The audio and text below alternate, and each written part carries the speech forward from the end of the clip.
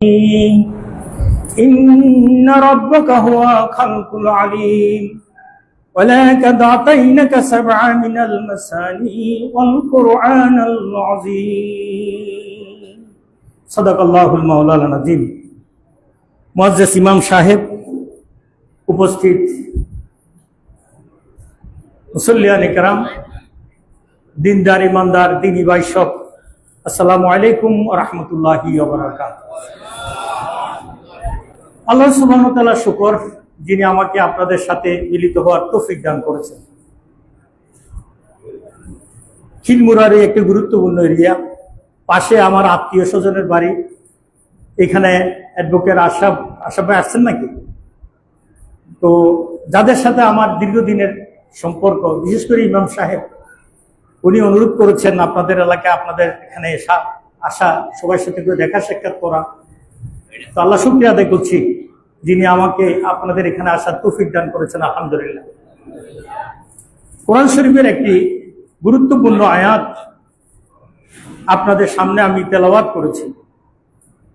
সেই তেলাওয়াতের যে অংশটা, সেখানে বলা আছে ইন্না রাব্বাকা হুয়া খালকুল আলিম, নিশ্চয় আমার রব অনেক অনেক বেশি জ্ঞানী।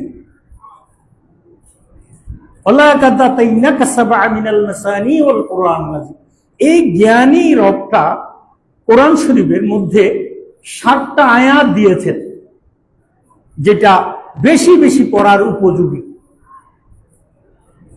এই আয়াতটা পড়ার পরে এবং এই সম্পর্কে কিছু জিনিস অর্জন করার পর, আরো হাদিস দেখার পর মনটা আমার খুব ভরে গেছে। এই জন্য আপনাদের সামনে এটা ফেস করেছি। আমার রবটা, আমার আপনার রবটা কিরকম জ্ঞানী, যেমন আপনি আমি মনে করছি আজকে আমার এই কাজটা হওয়া দরকার, কিন্তু কোনো কারণে এটা হয় নাই। এই না হওয়ার কারণে আমি এবং আপনি খুব পেরেশান হয়ে যায় না? অথচ আমার রব আল্লাহ রাব্বুল আলামিন এই জিনিসটা যেহেতু আমার জন্য অকল্যাণকর, সেই জন্য তিনি দেন নাই। সেখানে আমার আপনার জানা নাই, জানা আছে কার? আল্লাহ রাব্বুল আলামিন। এই জন্য যারা ঈমানদার, ওইরকম অবস্থা যখন মুখোমুখি হয়ে যায়, তখন আল্লাহ তাদেরকে শিখিয়ে দিয়েছেন, তোমরা এই কথা বলবে ইন্না লিল্লাহি ওয়া ইন্না ইলাইহি রাজিউন, যে আমরা আল্লাহর কাছ থেকে আসছি, আল্লাহর কাছে ফিরে যাব। তাহলে আমার আর আপনার জ্ঞানের সীমাবদ্ধতা কত আপনি দেখেন। আমার ঘাড়ের পিছনের একটা ফোঁড়া আমি কি দেখি? এতটুকু আমি দেখছি না। 100 হাত দূরে, 1000 হাত দূরে কোনো কিছু ঘটলে আমি আপনি দেখছি না। তো আল্লাহ রাব্বুল আলামিন বলছেন যে তিনি আসমানের উপরে হোক, জমিনের নিচে হোক, মাটির নিচে হোক, যে কোনো জায়গায় হোক, সর্ব অবস্থা আল্লাহ রাব্বুল আলামিনের জ্ঞান অবস্থান করে।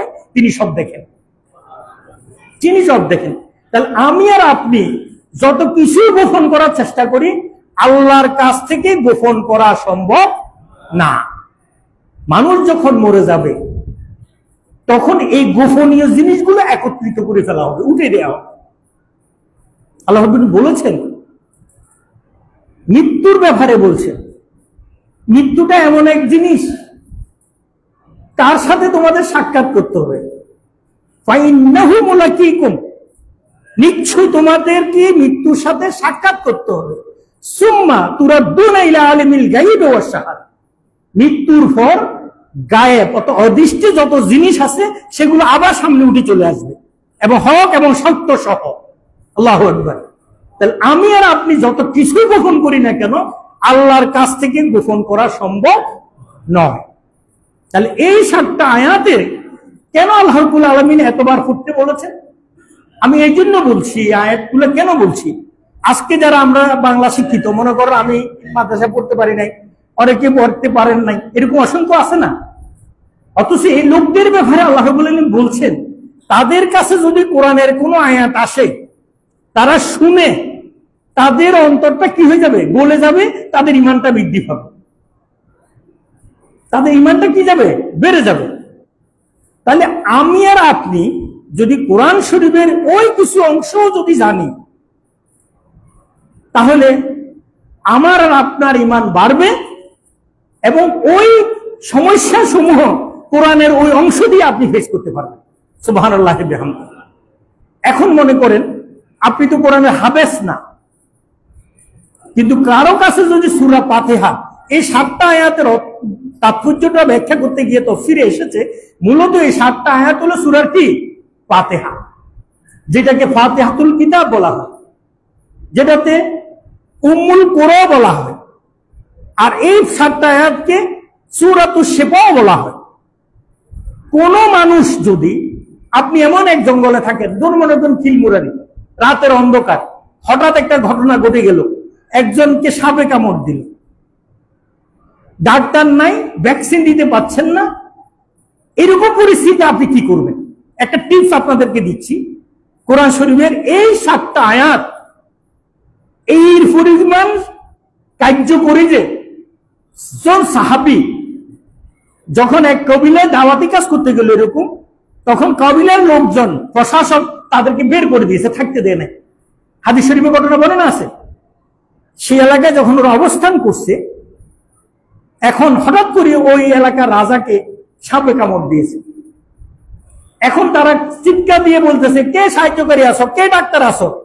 তখন এই মুসলমানরা যে গ্রুপটা দাওয়াতি কাজ করতে গেছে, তাদেরকে যে এলাকায় ঢুকতে দেয় নাই, তারা এই জায়গায় অবস্থান করছে। তাদের এখানে আসি বলছে, তোমাদের এখানে কি এমন কেউ আছে এরকম সাপের বিষ নামাইতে পারে? তখন ওই সাহাবী একজন বলছে, হ্যাঁ আমি পারবো, একটা শর্ত আছে। কি শর্ত? আমাকে এই পরিমাণ, তোমরা আমাদেরকে থাকতে দাও নাই, বাসায় ঢুকতে দাও নাই, আমাদেরকে খাবার দিচ্ছ না, এখন শর্ত আছে আমাদেরকে এই পরিমাণ জিনিসপত্র দিতে হবে, ওট দিতে হবে, ছাগল দিতে হবে, এরকম শর্ত দিয়ে দিছে। তখন ওই সাহাবী রাজি হয়েছে এবং গেছে। তখন উনি এই বিসমিল্লাহ এখানে সাপে কামড়ানোর জায়গায় হাত দিয়েছে, হাত দিয়ে পড়া শুরু করছেন, আউযুবিল্লাহি মিনাশ শাইতানির রাজিম, বিসমিল্লাহির রহমানির রহিম, আলহামদুলিল্লাহি রাব্বিল আলামিন, আর রহমানির রহিম, মালিকি ইয়াউমিদ্দিন, ইয়াকা না'বুদু ওয়া ইয়াকা নাস্তাঈন, ইহদিনাস সিরাতাল মুস্তাকিম, সিরাতাল লাযীনা আন'আমতা আলাইহিম গায়রিল মাগদুবি আলাইহিম ওয়ালাদ-দাল্লিন। আলহামদুলিল্লাহ 20 নামে গেছে। তাহলে এই 7টা আয়াত সূরাতুশ শিফা না? আমি আপনি এরকম পরিস্থিতিতে এই আয়াতটা তো কাজে লাগাতে পারবো। এইভাবে আল্লাহ রাব্বুল আলামিন এই আয়াতটা দিয়েছেন, 7টা আয়াত। এখন এটা হলো শিফা সংক্রান্ত বিষয়। যদি আপনি পুরো কোরআন শরীফ কি, কোন জায়গায় কি আছে, তার কি বর্ণনা আছে, আলটিমেট তার টার্গেটটা কি, সেটা যদি সূরা ফাতিহার আলহামদু থেকে আপনি যদি গায়রিল মাগদুবি আলাইহিম ওয়ালাদ-দাল্লিন পর্যন্ত পড়েন, তাফসীর জানেন, বুঝেন, পুরো কোরআন শরীফ আপনার জানা হয়ে যাবে। সুবহানাল্লাহ। তাহলে আল্লাহ রাব্বুল আলামিন শুধু কোরআন আমাদেরকে দিয়েছেন তা নয়, কোরআনের এই একটা অংশ। আমি খুব চিন্তা করছি, যদি আয়াত নাজিল না হতো তাহলে আমি সাইফুর রহমানের কি হইতো, কারণ পুরো কোরআন শরীফ তো আমি পারি না, পুরো কোরআন তো আমার মুখস্থ নাই। রাসূল সাল্লাল্লাহু আলাইহি ওয়াসাল্লাম আলীকে বলছেন, ইয়া আলী, তুমি এক খতম কোরআন শরীফ খতম করে তারপরে ঘুমাবা। বললো যে, ইয়া রাসূলুল্লাহ, এক খতম দিতে দিতে না শেষ, ঘুমাবো কখন? কস তুমি সূরা ফাতিহা 3 বার পড়বা, তাহলে এক খতম কোরআন শরীফের সওয়াব হয়ে যাবে। সুবহানাল্লাহ। তাহলে কি এরকম পাওয়ারফুল একটা জিনিস আমাদের হাতে আছে। যারা পুরো কোরআন পড়ছেন না, আমি তাদের প্রতি আজকে এখানে অনুরোধ জানাতে চাই, আপনারা কোরআন শরীফের অন্তত এই 7টা আয়াত মুখস্থ করে নেবেন। এই আয়াত যদি কারো থাকে, তার কাছে পুরো কোরআন আছে। যে লোকটা এই কোরআন তার অন্তরে দাখিল করছে, অন্তরে সংরক্ষণ করছে, তাহলে সেই লোকটা কখনো মিথ্যা বলতে পারবে না, সে অন্যায় করতে পারবে না, জুলুম করতে পারবে না, কোনো অপরাধ করতে পারবে না, কারণ কোরআন তো তার ভিতরে আছে। আল্লাহ রাব্বুল আলামিন বলছে, কারো ভিতরে যদি কোরআন থাকে, কোরআনের তেলাওয়াত যদি তার উপরে আসে, তাহলে তার ঈমানটা কি হবে? যাযাতুহুম ঈমানা, তাদের ঈমানটা বেড়ে যাবে। তাহলে আপনি প্রতিদিন একবার তেলাওয়াত করেন, মন দিয়ে করেন, তাহলে আমার আপনার ঈমান বেড়ে যাবে। কোন ব্যক্তি যদি ঈমান বেড়ে যায়, তাহলে সেই ব্যক্তিকে কেউ কিছু বলতে হবে না। তার জীবন পরিচালনা, তার সংসার পরিচালনা, তার ব্যবসা পরিচালনা, তার জীবনের লেনদেন সব ঠিক হয়ে যাবে না? ঠিক হয়ে যায়। কেউ যদি এই কথা মনে করে যে আমার কাছে কোরআন শরীফ আছে, আমার এই অন্তরে কোরআন শরীফ আছে, শুধু হাফেজ সাহেবের নয়। এই জন্য আমি বলছি, হাফেজ সাহেব পুরো কোরআন পড়ি হাফেজ হয়েছেন, আর আপনি আমি সূরা ফাতিহা শুধুমাত্র ভালোভাবে যদি 3 বার পড়তে পারি, আল্লাহ রাব্বুল আলামিন পুরো এক খতম কোরআনের সওয়াব আমাদেরকে দিয়ে দিবেন। আমরা যারা আজকে অশিক্ষিত বলি আর কি, আমরা যেহেতু কোরআনকে সেভাবে জানি না, তাহলে আমাদের জন্য একটা বড় নিয়ামত। এই নিয়ামতটাকে আমরা সবাই ধারণ করব এবং নিয়ামতকে গ্রহণ করব। সূরা ফাতিহার যে নির্দেশনা, শিক্ষা, সে আলোকে আমাদের জীবন পরিচালনা করবো। আল্লাহ রাব্বুল আলামিন আমাদেরকে তৌফিক দান করুন, আমিন। দ্বিতীয় কথাটা হলো, আমি রাষ্ট্রের একজন এখন ডেপুটি অ্যাটর্নি জেনারেল, মানে হলো আইনের কর্মকর্তা।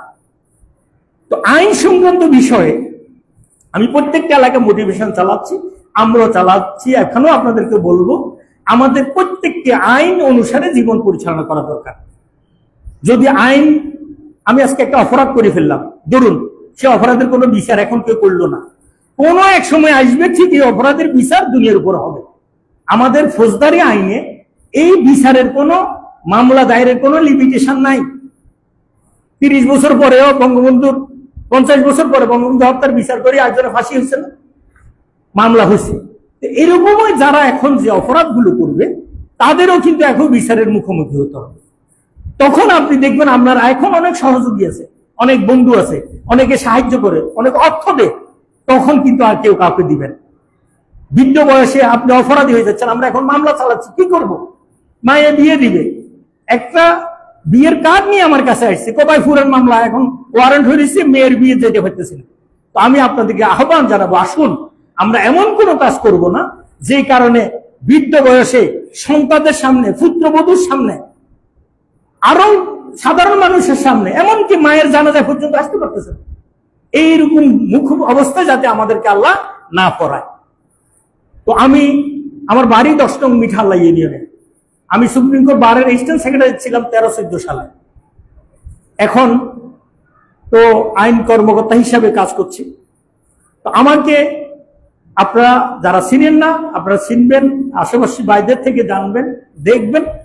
আমি শুধুমাত্র আমাদের বীরেশ্বরের মানুষের জন্য, যেহেতু আমি ডেপুটি অ্যাটর্নি জেনারেল হওয়ার পর থেকেই চেষ্টা করেছি প্রত্যেক জুমাতে যে কোনো একটা মসজিদে যাওয়া এবং মুসল্লিদের সাথে কথা বলা। আলহামদুলিল্লাহ এই দ্বারা আমি শুরু করেছি। আল্লাহ আমাকে যতটুকু হায়াতে বাসায় এরকম কার্যক্রমগুলো আমি পরিচালনা করব, সেটা হলো মোটিভেশনাল তৎপরতা, অর্থাৎ মানুষকে পরিশুদ্ধ করা, মানুষকে হকের পথে আনা, ন্যায় এবং ইনসাফের সমাজ যাতে কায়েম হয়।